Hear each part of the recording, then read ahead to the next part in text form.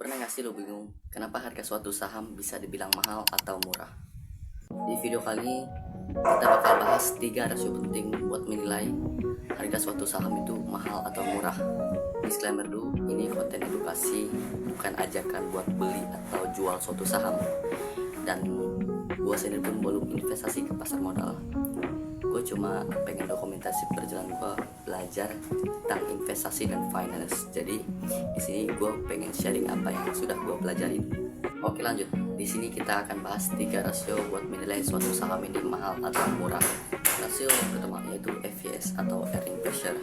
EVS itu laba bersih perusahaan dibagi dengan jumlah saham beredar. Intinya berapa laba yang didapatkan setiap satu lembar saham.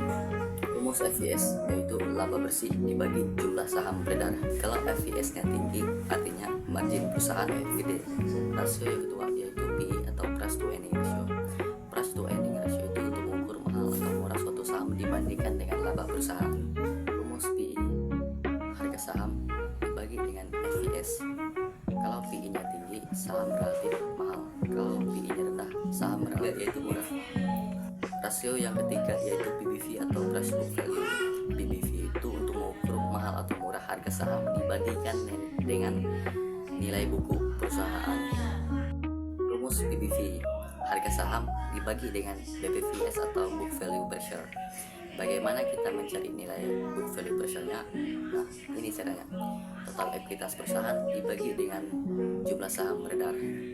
Nah, kalau PBV-nya di bawah 1, saham relatif murah, tapi kalau PBV-nya di atas 1, saham relatif mahal.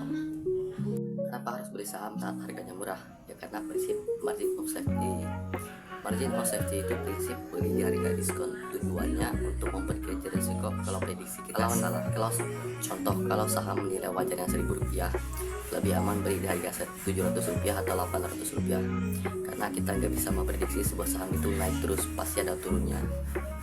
Jadi itu 3 rasio yang wajib lu pahami sebelum masuk ke dunia saham.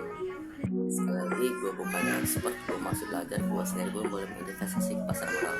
Tujuan gue bikin konten ini bukan sesuatu atau so paling benar. Gue cuma mau dokumentasi perjalanan gue belajar investasi dan finance. Dan gue mau sharing apa yang gue pelajarin biar kita sama-sama belajar. Segitu dulu dari gue. Thank you. Jangan lupa subscribe.